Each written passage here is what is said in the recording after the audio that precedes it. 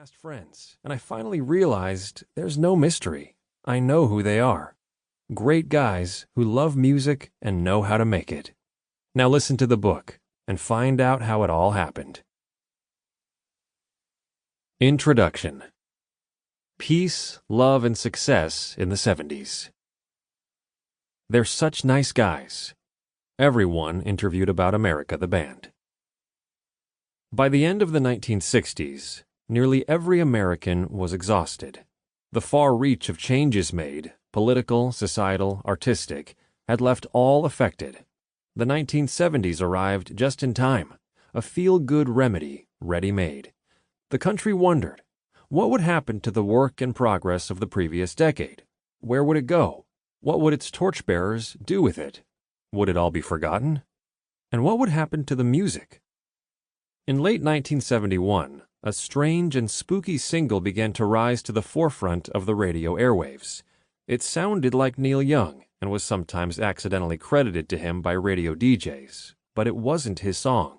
It belonged to a new rock group, a mostly acoustic trio of teenage guys called America. They came out of London, but they weren't British. They were American, more or less. Each of them had lived in dozens of different cities and countries during their childhoods, due to the frequent relocations of their Air Force families.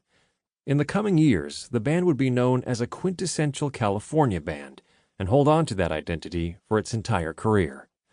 America's debut single, A Horse with No Name, told the story of a man who had abandoned society because it had failed him and his ideals. He was a man who had been forced to retreat into nature. It told a true story, summing up the sentiment and desire of the youth of the United States and much of the world, disgusted and disappointed. America released their single with high hopes. They had no idea of the level of success that they were to reach, or how quick their rise to fame would be. In the early months of 1972, Horse and the album America, on which it was included, became monster hits. The achievement defined the level of success that America the Band was forced to pursue from its incarnation onward through the rest of the 1970s and 80s into the 90s and through the new millennium. Following the success of Horse, the tunes Ventura Highway, Tin Man, and Sister Golden Hair were just a few of the notable chart-topping hits that America produced during the first few years of its recording career.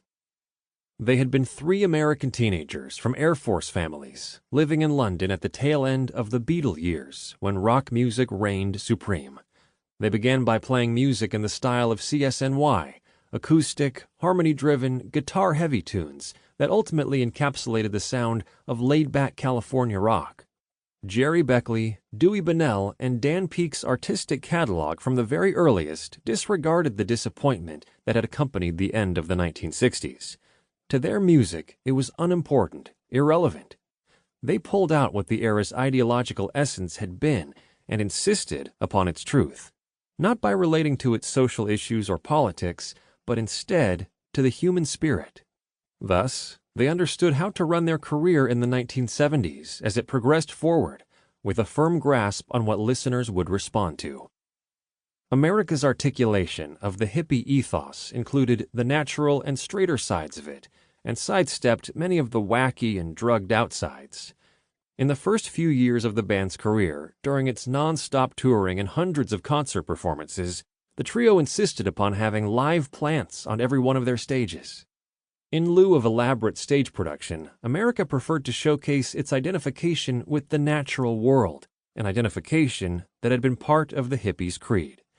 The band was also non-judgmental of performance spaces, often agreeing to perform for straight crowds unironically, like those in military schools.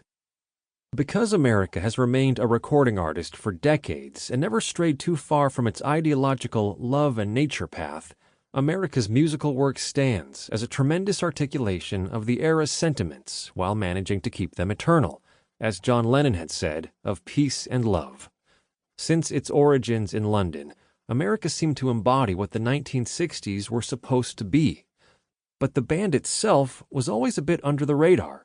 The trio was less interesting than crazy, wild 1970s rock and roll bands like the Rolling Stones and Led Zeppelin. The problem is not that America the Band is unknown or forgotten now. In fact, To keep listening to this audiobook for free, click the link in the description. It will take you to a free Audible trial where you can listen to this and many other books for free for 30 days.